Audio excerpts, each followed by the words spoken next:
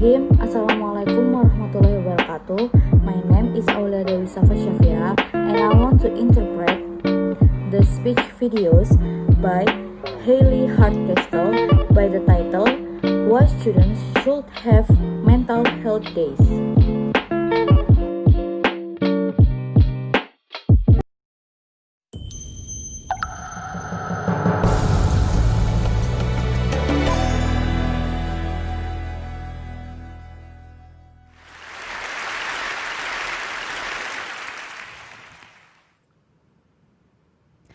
When I was a kid, my mom and I made this deal. I was allowed to take 3 mental health rest days every semester as long as I continued to do well in school. This was because I started my mental health journey when I was only 6 years old.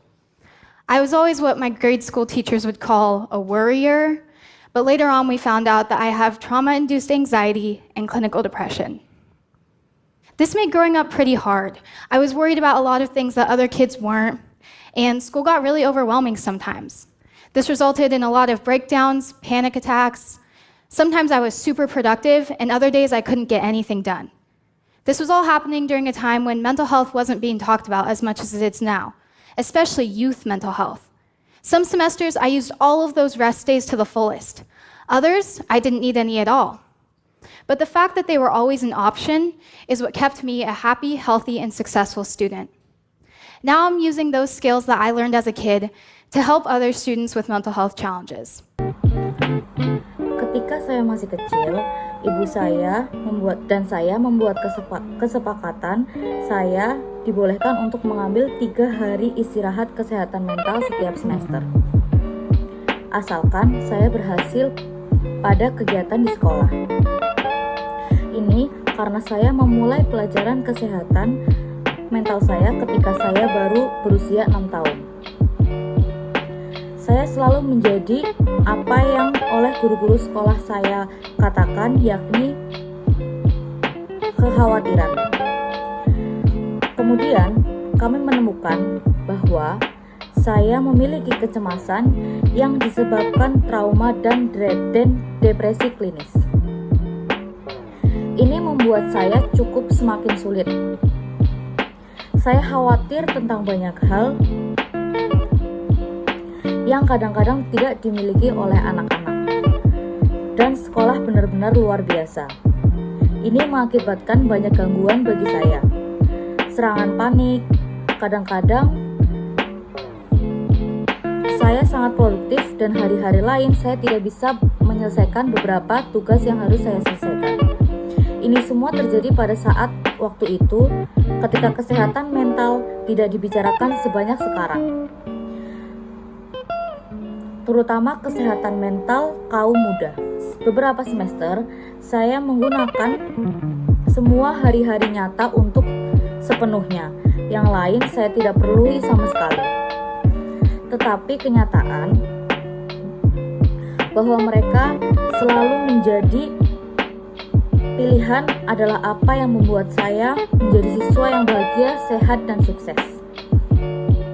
Sekarang, saya menggunakan keterampilan yang saya pelajari sebagai seorang anak untuk membantu siswa lain dengan tantangan kesehatan mental.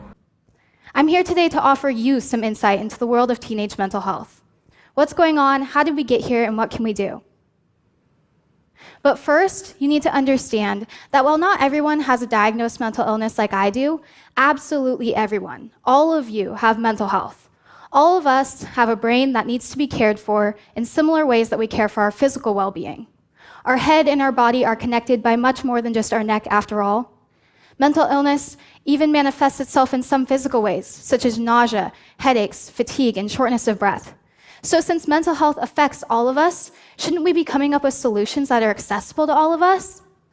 That brings me to my second part of my story. When I was in high school, I had gotten pretty good at managing my own mental health. I was a successful student, and I was president of the Oregon Association of Student Councils. But it was around this time that I began to realize mental health was a much bigger problem than just for me personally. Saya di sini hari ini untuk memberi Anda wawasan tentang dunia kesehatan mental para remaja. Apa yang terjadi, bagaimana kita sampai di sini, dan apa yang bisa kita lakukan untuk menangani kesehatan mental para remaja. Pertama-tama, Anda perlu memahami bahwa sementara tidak semua orang memiliki penyakit mental yang didiagnosis seperti yang saya lakukan. Semua orang memiliki kesehatan mental. Kita semua memiliki otak yang perlu dirawat dengan cara yang simultan, bahwa kita menjaga kesejahteraan fisik kita. Kepala dan tubuh kita terhubung oleh lebih dari sekedar leher kita. Penyakit mental bahkan memanifestasikan dirinya dalam beberapa cara fisik, seperti mual, sakit kepala, kelelahan, dan napas yang pendek.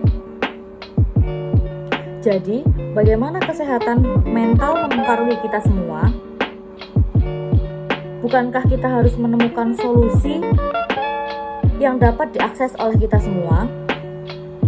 Itu membawa saya ke bagian pada kedua cerita ini. Ketika saya masih di sekolah menengah, saya memiliki orang yang cukup baik dalam mengelola kesehatan mental saya sendiri. Saya sendiri adalah seorang siswa yang sukses, dan saya adalah presiden dari Asosiasi Oregon Dewan Siswa. Tetapi saat ini mulai menyadari bahwa kesehatan mental adalah masalah yang jauh lebih besar daripada hanya untuk saya pribadi. Unfortunately, my hometown was touched by multiple suicides during my first year in high school. I saw those tragedies shake our entire community. And as the president of a statewide group, I began hearing more and more stories from students where this had also happened in their town. So in 2018, at our annual summer camp, we held a forum with about 100 high school students to discuss teenage mental health. What could we do? We approached this conversation with an enormous amount of empathy and honesty, and the results were astounding. What struck me the most was that every single one of my peers had a story about a mental health crisis in their school, no matter if they were from a tiny town in Eastern Oregon or the very heart of Portland. Sayangnya, kampung halaman saya tersentuh oleh banyak kasus bunuh diri selama tahun pertama saya di sekolah menengah. Saya melihat tragedi-tragedi itu mengguncang seluruh masyarakat kita. Saya mendengar lebih banyak kisah dari para siswa di mana ini juga terjadi di kota mereka. Lalu, pada tahun 2018 di perkemahan musim panas tahunan kami mengadakan forum dengan banyak 100 mahasiswa sekolah menengah untuk mendiskusikan kesehatan mental remaja. Apa yang bisa kita lakukan? Kami menyetujui percakapan ini dengan empati yang sangat besar dan jujur. Hasilnya sangat mencengangkan. Yang paling mengejutkan saya adalah setiap orang dari rekan-rekan saya punya cerita tentang krisis kesehatan mental di sekolah mereka, tidak peduli apakah mereka berasal dari kota yang halus di timur, Oregon, atau yang paling sulit di Portland. This was happening everywhere. We even did some research, and we found out that suicide is the second leading cause of death for youth ages 10 to 24 in Oregon. The second leading cause. We knew we had to do something. So over the next few months, we made a committee called the Students for a Healthy Oregon, and we set out to end the stigma against mental health. We also wanted to prioritize mental health in schools. With the help of some lobbyists and a few mental health professionals, we put forth House Bill 2191. This bill allows students to take mental health days off from school the same way you would a physical health day. Ini terjadi di mana-mana. Kami bahkan melakukan beberapa penelitian dan kami menemukan bahwa bunuh diri adalah penyebab utama kedua kematian bagi remaja usia 10 sampai dengan 24 tahun di Oregon. Penyebab kedua, kami tahu kami harus melakukan sesuatu. Jadi, selama beberapa bulan berikutnya, kami membuat sebuah komite yang disebut para siswa oleh Oregon Sehat. Dan kami mulai mengakhiri stigma terhadap kesehatan mental. Kami juga ingin memprioritaskan kesehatan mental di sekolah dengan bantuan beberapa pelobi dan beberapa ahli kesehatan mental kami mengajukan RUU ini 2191, rumah memungkinkan siswa untuk mengambil hari kesehatan dari sekolah dengan cara yang sama akan hari kesehatan fisik. Because oftentimes that day off is the difference between feeling a whole lot better and a whole lot worse. Kind of like those days my mom gave me when I was younger. So over the next few months, we lobbied and researched and campaigned for our bill, and in June of 2019, it was finally signed into law.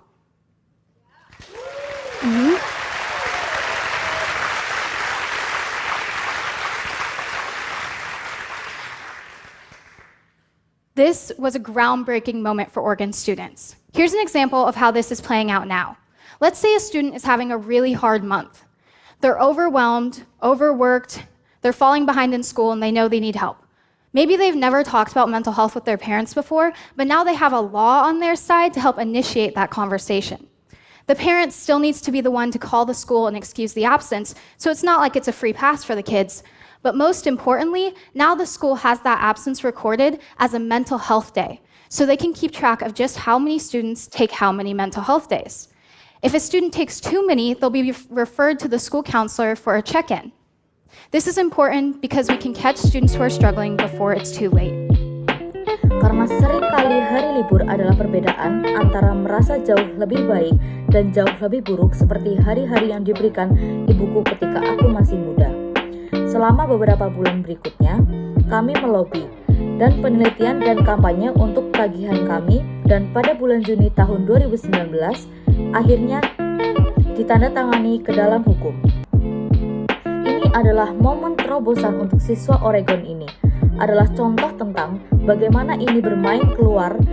Mari kita membayar siswa memiliki bulan yang benar-benar keras mereka jatuh di belakang di sekolah. Dan aku tahu mereka sudah membutuhkan bantuan, mungkin mereka belum pernah berbicara tentang kesehatan mental dengan orang tua mereka sebelumnya, tapi sekarang mereka memiliki hukum di pihak mereka untuk membantu memulai bahwa percakapan orang tua masih perlu untuk memanggil sekolah, dan alasan yang Austin itu tidak seperti itu adalah lulus bebas untuk anak-anak. Tapi yang paling penting sekarang, sekolah memiliki absen tercatat sebagai hari kesehatan sehingga mereka dapat melacak hanya berapa banyak siswa mengambil berapa banyak hari kesehatan mental. Jika terlalu banyak, masih dirujuk ke sekolah konselor untuk memeriksa dalam hal ini. Hal ini penting karena kita bisa menangkap siswa yang berjuang sebelum terlambat. I think that's all from me. I'm sorry if I have some mistakes. Thank you. Wassalamualaikum warahmatullahi wabarakatuh.